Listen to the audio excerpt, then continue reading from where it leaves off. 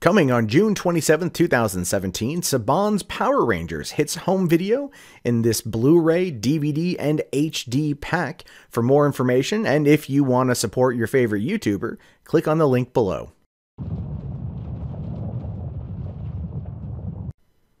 Hey, what's going on, everyone? My name is Matt Jarbo. This is the MundaneChats channel, and you know, our favorite internet conspiracy theorist, Mr. Tinfoil Hat himself, Alex Jones, has had a bit of rough luck lately, right? Not only did he lose his kids in a custody battle that was widely publicized and heavily mocked, and that's not one that I ever jumped on. I feel bad that Jones lost his kids. I think he loves his kids. I think he wants to be a good dad. But the words that he says and the characterizations that he puts out there were used against him. And that is just the unfortunate nature of how our system works.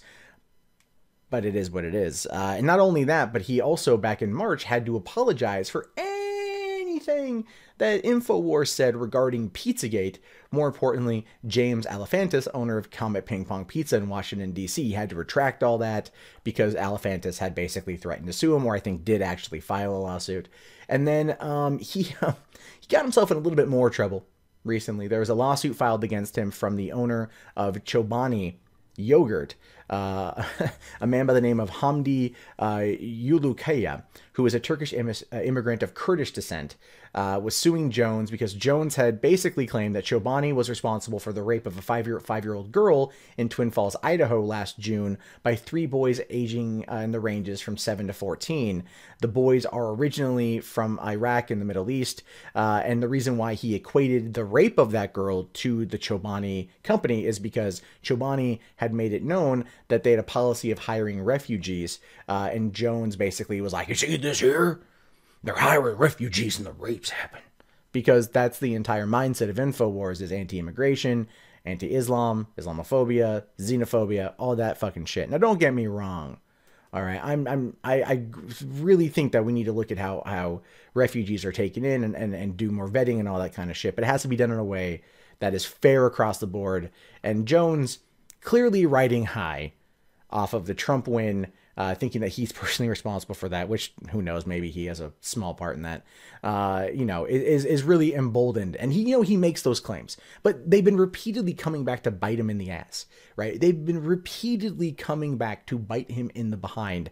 And I don't feel sorry for the guy. I feel bad that he lost his kids, but I don't feel bad that he's finding himself in this world of shit, right? And this is a statement that he read today on there. He says, during the week of April 10th, 2017, certain statements were made on the InfoWars Twitter feed and the YouTube channel regarding Chobani LLC that I now understand to be wrong. The tweets and video have been retracted, and they will not be reposted. On behalf of InfoWars, I regret that we mischaracterized Chobani, its employees, and the people of Twin Falls, Idaho, the way we did.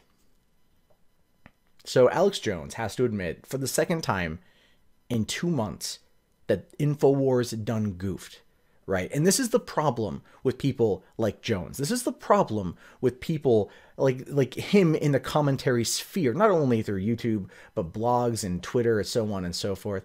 This is the problem with these kind of people, where they have to keep pushing the narrative. They have to keep pushing the buck, elevating it out there, making it bigger, bolder, crazier in order to keep their fans satiated and also full of confirmation bias.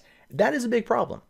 And that's something I've noticed on YouTube for quite some time. I've noticed this problem on YouTube for quite some time. And when things are down, when times are tough, you get mad. You go la la la, and you make some outlandish fucking claims against people, mischaracterizing them, so on and so forth. And the thing is, though, is oftentimes, like, if people make claims about me that are wholly inaccurate and completely defamatory, I don't have the money to fight back against that. So I just have to kind of let it sit, which then only makes them think, oh, I got away with that because it's perfectly free speech, even though technically it's not, because it's not, you could say it's your opinion.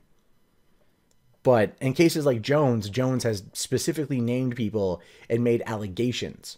And people who follow him, and people who want to be like him, people who want to be as popular as him, because right now it pays to be right-wing on YouTube. And I'm not criticizing those who are conservative. I'm saying, like, in that mindset, the far-right rhetoric is doing well on this platform.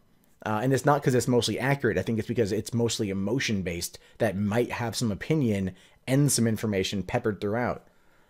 But what we're seeing here is a situation where these companies, these people are fighting back against these levels of defamation, and they have the money to do it.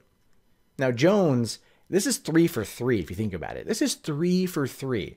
In March, he had to apologize. In April, he lost his kids, and now he has to apologize again.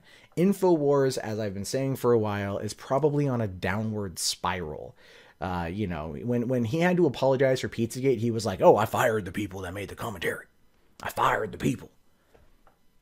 Yeah, you might have fired the people, but still you haven't changed your ways. The people that made those kind of claims, the people that make that kind of content for your fucking outlet are only doing so because you embolden them to do so. You set the example, Jones. You set the example, but you're a performance artist. You're a performance artist. That's your whole excuse. 3 for 3, buddy. 3 for 3. My question is, what's next month going to bring? And how long until one company actually says, fuck it, we're not going to settle for just an apology and a retraction, but we're going to take you down for defamation?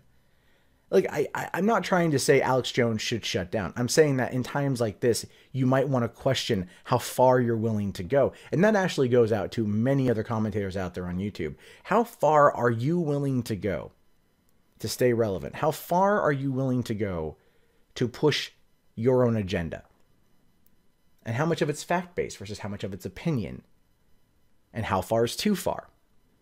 And I have a feeling going forward, we're going to start seeing a lot more cases like this coming up, because there are people who think that, like, and as much as I'm a proponent of free speech, and I'm a huge proponent of free speech, it also must be handled with accuracy and within, you know, and with facts and with information.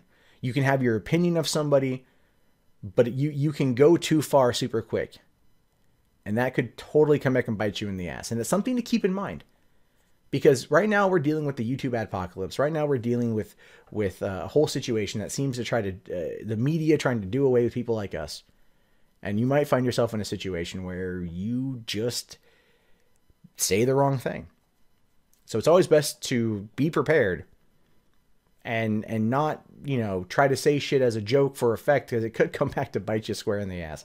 And that's just what I want to say about that. But what do you guys think? Let me know in the comments below. Do you think Jones is done? Do you think Jones is on the way out? Do you think InfoWars is going to be kaput by the end of the year? Do you think Jones just can't help himself at this point? He's on a downward spiral of self-destruction? Or is it just companies that are butthurt and can't take a comment? I'm curious to know your guys' thoughts. Let me know in the comments below. My name is, of course, Matt Jarbo. This has been the Mundane Matt channel. I will talk to you guys later. Have yourself a great day. Peace out.